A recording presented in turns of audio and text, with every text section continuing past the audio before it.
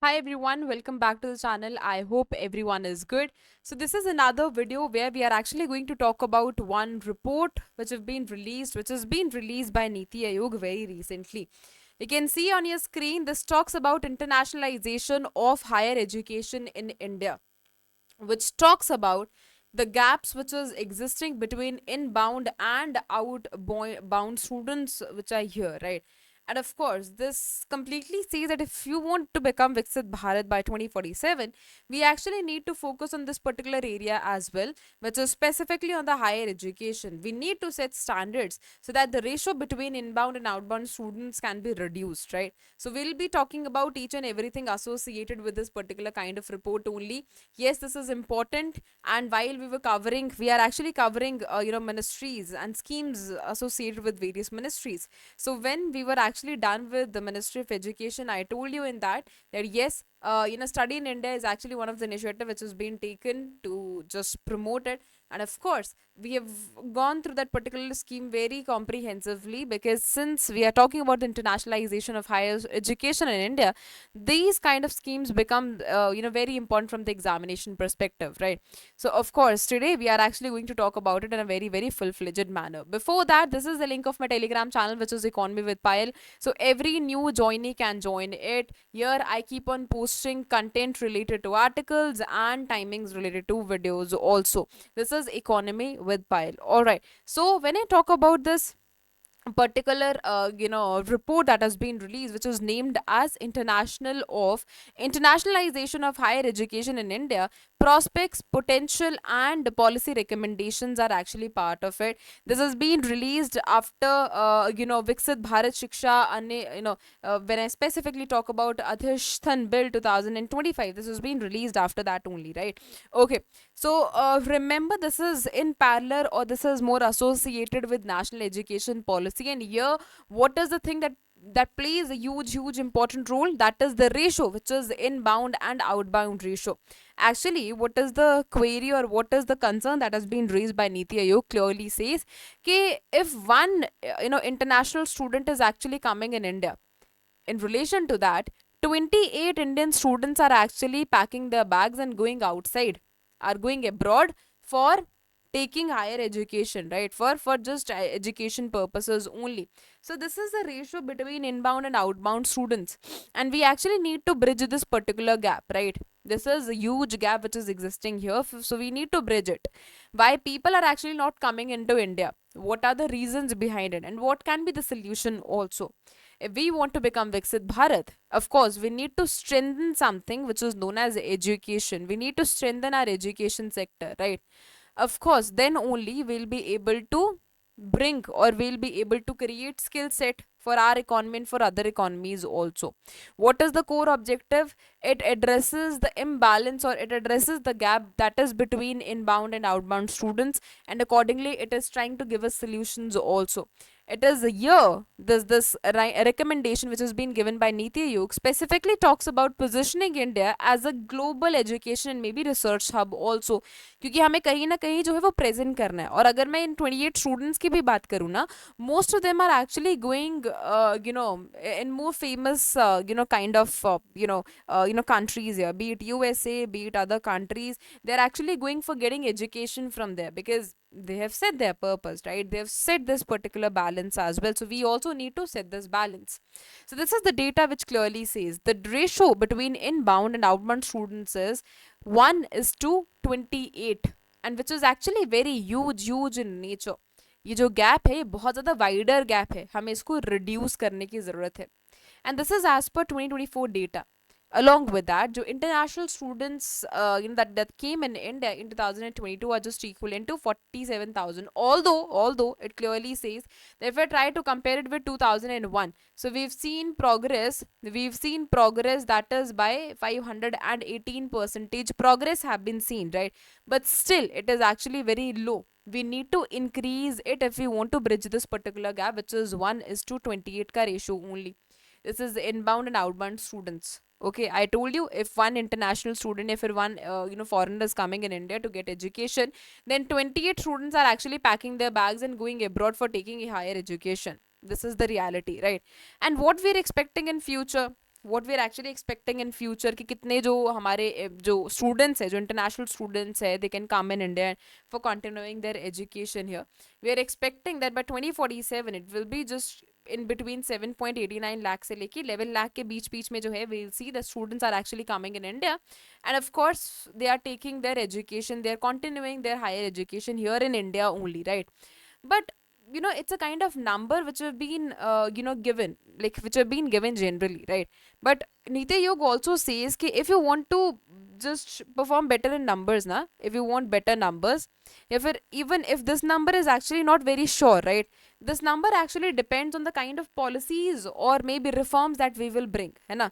तो ऐसा नहीं होगा कि we are actually very sure about it. If we want to achieve this particular number na, we need to focus on reforms, we need to focus on betterment, or maybe we need to focus on facilities that has to be provided to students also, so that they also get attracted to come here, right? Of course there are many economies, there are many countries who are performing multiple things, who are performing multiple initiatives, who have actually started multiple initiatives which is exactly worth of attracting people there. So accordingly we also need to start one objective, like we also need to start one initiative which should be worth in attracting a lot of foreign students, and which should be worth of making them continue with their higher education here in India only, right? So that is what is actually required. So this number actually depends on the kind of reforms and maybe policy intensity also. And this is the strategic importance. Why it is important? सबसे पहले तो it will help me to fulfill this particular gap which is just 128 का gap है ना, ये मेरे को इसको bridge करने में help करेगा. उसके साथ साथ it is actually going to give India a global platform also, that yes, India is actually rich in education, let's go there and let's continue taking education from there only. Talent circulation होगा, brain drain जो mitigation है उस पर भी हम कहीं ना कहीं जो है हम सोच सकते हैं, ठीक है? Economic stability, sustainability in higher education will also be achieved, right? And we will be able to get global platform also. That is what is the significance here. Now these are the key findings of the report. Now we are having multiple concerns behind it, right? We are having multiple concerns behind the ratio of this inbound and of course this outbound ratio as well, right? So जो inbound outbound जो gap है, इसके पीछे multiple concerns है. सबसे पहले तो जो outward remittances under RBI, or to whom we call liberalized remittance scheme also, where of course we are actually, it's a kind of system only, we are actually allowed to send outside, that is 2 lakh 50,000 US dollars in terms of maybe investment in that too, including capital and current account also, maybe for the purpose of education, maybe for helping your relatives, and maybe for other purposes also. So it clearly says कि just because of that also it has increased by 2000% in last decade. So this is also one reason behind it, right? So this is the economic as well as strategic concerns behind this particular gap, which is inbound and outbound students gap, right? Along with that, this also sees that there is overseas education expenditure by Indian students also. It is just equivalent to 6.2 lakh crore by 2025, and 2%, which is actually 2% of GDP also. So this is also concerning situation. If I try to compare it, right? So we are having 75%, तो India का trade deficit ही है ना? तो ये कहीं ना कहीं जो कंपैरिजन करा गया है वो थोड़ा सा it's a kind of real examples, or it's a kind of eye opening kind of thing that has been given here. उसके साथ साथ अगर मैं outbound student concentration की बात करूँ, which is actually mostly in the high income countries itself, right? Which is actually more in the high income countries. For example, USA हो गया, UK हो गया, Australia हो गया. People are actually going there because one is that you get actually a lot of opportunities there to work. Along with that, better higher quality of education is also provided to you people, right? So that is the reason that people are mostly finding what people are mostly interested in going towards high income countries only. So out of 13.5 lakh, 8.5 lakh students are the one who are actually going towards high income countries only. For example, I gave you USA हो गया, UK हो गया, Australia हो गया. So maximum people are actually going towards high income countries because there you find multiple opportunities also. And then we are having citizen renunciation as well. So over 16 lakh Indians since 2011. It's a kind of indication indicator only of long term talent loss only. So of course when people are actually going there, right, so we need to balance it out as well, and these are the concerning situations behind it. Along with that, when I talk about the survey here, this clearly shows us perception as well as institutional gaps also. So when I talk about the institutional constraints, this says that 41 percentage limited scholarship है और financial aid भी जो है वो बहुत कम है हमारे यहाँ पे. 30% जो है people don't believe in the Indian education system here, the quality of Indian education system here, so we need to improve it out, right? Along with that, there are multiple gaps which are existing in the economy, be it infrastructure, be it limited globally benchmarked programs, be it international student support system, it is actually very inadequate in nature, be it cultural integration, maybe adaptation challenges. There are multiple challenges associated with that as well, right? So we actually need to focus on them, and this is not minor kind of problems. These are actually, these can be turned into major kind of problems also. So these are the many reasons behind it, so we need to strengthen them. We need to assure that yes, we are having no availability of these many like these many problems. You're all free to get education here, and of course you can come, right? Now for that, multiple recommendations have been given by Niti Aayog. The first says Bharat Vidya Kosh.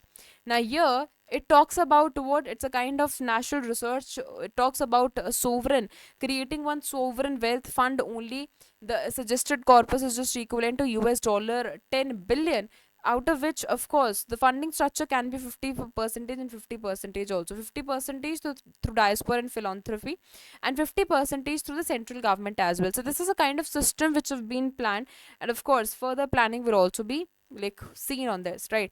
Then we are having Vishwa Bandhu scholarship, where we actually attract a lot of international students. Vishwa Bandhu fellowship is part of it, where we attract a lot of foreign researchers as well as faculties also. Bharat Ki Aan, which is Alumni Ambassador Network, is a kind of ambassadors for Indian higher education institutions, which is HEIs also, right? Now along with that, this is about the mobility and the global partnership also. This clearly says that proposal to Erasmus plus type multilateral mobility program should be initiated. Now when I talk about Erasmus plus here, it's a kind of European Union program itself which has been started to give you multiple opportunities, maybe if that is associated with training, skills, internship, anything, right? People can go to these European Union countries, maybe go beyond that as well. So it's a kind of facilitation only, right? कि आप जो है अपना काम शुरू कीजिए, हम आपको जो है वो कहीं ना कहीं आपकी मोबिलिटी में हेल्प कर देंगे, ठीक है? So this is Erasmus. So it clearly says कि we also need to like start something which is related to it. And now the proposed name which has been kept is Tagore framework. It has been named after Rabindranath Tagore ji, and of course this is a kind of system we are actually focusing on, right? Tailored academic mobility frameworks for Association of Southeast Asian Nations, Brazil, Russia, India, China, South Africa, and of course a Bay of Bengal initiative for multi-sectoral technical and economic cooperation, that is BIMSTEC, is also part of it. So it's a kind of mobility frameworks only for Asia and BRICS, and of course BIMSTEC is also part of it. So what I told you, although Erasmus Plus is specifically associated with the European Union countries here, but yes, we are actually trying to name it as what, that is Tagore framework, and it will be here for the first time, right? Uske साथ साथ Niti Aayog says that start focusing on campus within campus only, and start focusing towards expansion of the international campuses, and that too within India itself, right? So these are the suggestions which have been offered here. उसके साथ साथ उन्होंने ये भी बोला है कि जो हमारी एंट्री और जो एग्जिट नॉर्म्स हैं उनको बहुत ज़्यादा सिंप्लीफाई करने की ज़रूरत है फॉरेन स्टूडेंट्स के लिए, फॉरेन फैकल्टीज़ के लिए, ताकि हमारा जो एस्पेक्ट है वो भी इंक्रीज हो सके, ठीक है? Fast track tenure pathways for foreign facilities have been there. Competitive internationally benchmarked salary structures are part of it, and single window clearance system for what, that is visas हो गए, bank accounts हो गए, tax identification हो गए, housing हो गया, administrative approvals हो गया. We need to focus on them as well, right? So these are the associated things, or these are the solutions which have been given by Niti Aayog here. Niti Aayog clearly says if we follow it, of course we'll be able to find solutions also. Now this is about branding, rankings, as well as outreach also. Now these are the set parameters as per NIRF parameters here, right? So we need to expand it as well. We need to match the standards. Expanded matters also. Global outreach, inclusivity, and international partnership. Bharat Ki Aan की अगर मैं बात करूँ, so it talks about the global outreach reach again. Now, this is the methodology of the study. 160 Indian institutions were taken into consideration, 30 institution and 16 countries were associated with key informant interviews also. And of course, these are the consultative, processes as well, which consist of national workshop at IIT Madras, and transnational education roundtable in UK has also taken place, right? Now, this is the key data which I've already told you. So this is a kind of revision only, right? This is the ratio which is between Indian, inbound and outbound ratio here. If every like one, international student is coming here, 28 Indian students are actually packing their bags and going abroad.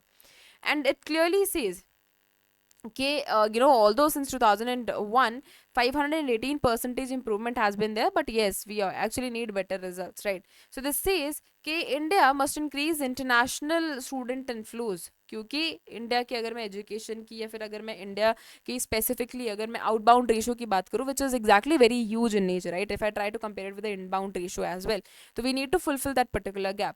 Along with that, this also says कि you can use, of course, two project, forecasting models also. The first talks about what? That is, of course, the global benchmarking approach, that is all on the basis of compound annual growth rate itself, which has been projected for international students enrollment in India between 85,000 से लेके 1.3 lakh by 2030. और अगर 2035 के लिए it is actually going to be in between 1.3 lakh से लेके 2.44 lakh तक, and 3 lakh to 11 lakh in 2047. This is the objective that I need to achieve here. And along with that, Niti Ayog says, I'm not very sure about the number. This all depends on the intensity of policy and, of course, in what direction we take it.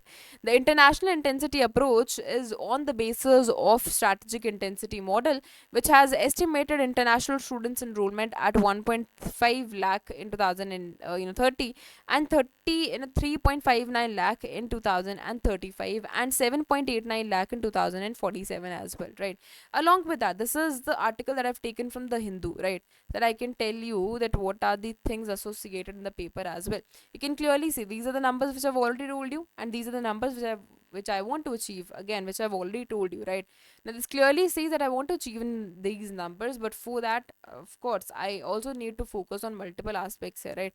So, some of the recommendations for internationalization made in Niti Aayog are setting up the Vidya Kosh here, जहाँ पे हमने क्या बात करी थी कि it's a kind of national research sovereign wealth fund only, which is suggesting 100, like 110 billion corpus, dollars per corpus, while 50% can be raised from India's diaspora and philanthropy, while the center matches this amount with the with the another 50 percentage as well. So these are the two methods which can be used, right? Then we are having this Vishwa Bandhu scholarship as well. So Vishwa Bandhu scholarship is also part of it to attract foreign students. Vishwa Bandhu fellowship is to attract foreign research talent as well as faculty also. And then at last we are having Bharat Ki Aan, which is alumni ambassador network to leverage the diaspora Indians who have actually studied at top universities in acting as ambassadors of the Indian higher education also. Now this is about the other aspects also. I told you about the Europe's Erasmus program, now of course, which have been named as that is the Tagore framework here, right? Which is of course Asia's first Nobel laureate, Rabindranath Tagore ji. And when I talk about the multilateral, or when I talk about the creation of it, so of course the program just to suggest the creation of multilateral academic mobility framework, which is tailored to specific country groupings also. Say ASEAN हो गया, BRICS हो गया, BIMSTEC हो गया. So this is also something which is part of it, right? उसके साथ साथ अगर मैं यहाँ पे outreach और अगर मैं inclusive की बात करूँ, तो other inventions that suggest included expanding the parameters that is used in the NIRF rankings to have sub parameters also, which is outreach and inclusivity as well, right? So this is what is actually part of it, and this much of information is just more than enough, and you can clearly see that these many institutes are actually part of it. 160 Indian institutes, key information interviews with 30 institutions across 16 countries have been taken, right?